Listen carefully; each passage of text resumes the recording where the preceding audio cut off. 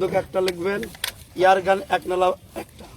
এগুলো আমাদের নাটোর সদর থানার দক্ষিণ কান্দিবিটা এলাকার দুটো ছেলে এখানে একটা পুকুরে যখন মাছ মারে তখন তার বসিটা বেজে যায়। বেজে যাওয়ার পরে সে এখানে কোথায় আটকে গেল, এটা যখন সে তুলতে গিয়ে দেখে যে একটা কম্বল পেছানো, এখানে কম্বলটা ওরা দুজন করে তুলে নিয়ে আসে।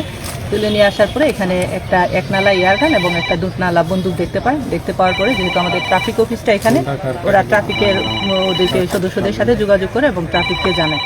পরবর্তীতে আমাদের নাটোর সদর থানার সাথে যোগাযোগ করা হয়। আমাদের সদর থানার টিম অফিসার ইনচার্জ সহ আমরা সবাই আসি, এসে আলামতগুলো দেখতে পাই এবং পরবর্তীতে আমরা আমাদের যে এখানে ফায়ার সার্ভিসের কর্মীরা রয়েছে তাদের সাথে আমরা যোগাযোগ করি এবং তাদের কাছ থেকে ডুবুরি নিয়ে আসা হয়। ডুবুরি নিয়ে আসার পরে আমাদের পরবর্তী কার্যক্রম শুরু হয়।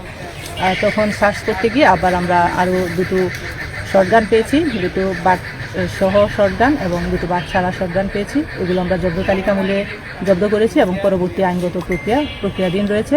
আমরা আশা করছি যে আগামীকালকে থেকে আমাদের পরবর্তী কার্যক্রম আবার শুরু করব। এখানে যে পুরো পানিটা রয়েছে সেটা আমরা সেটার কার্যক্রম শুরু করব কালকে থেকে।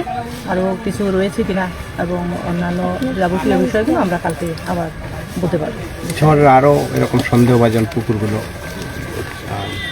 আপাতত আগামীকালকে আমরা এটা শুরু করি। কালকের ফলাফলের উপর আমরা ভিত্তি করে পরবর্তী সিদ্ধান্ত নেব যে পরবর্তী আর কোন জায়গায় সার্চ করা যায় বা যদি কোনো তথ্য থাকে সেগুলো আমরা যাচাই করে দেব।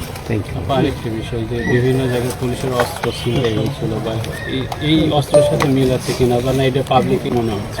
এগুলো আমরা আমাদের যে অস্ত্রাগার রয়েছে, অস্ত্রাগারে যারা আমাদের ট্রেনিং প্রাপ্ত রয়েছে তাদের সাথে আমরা কথা বলছি।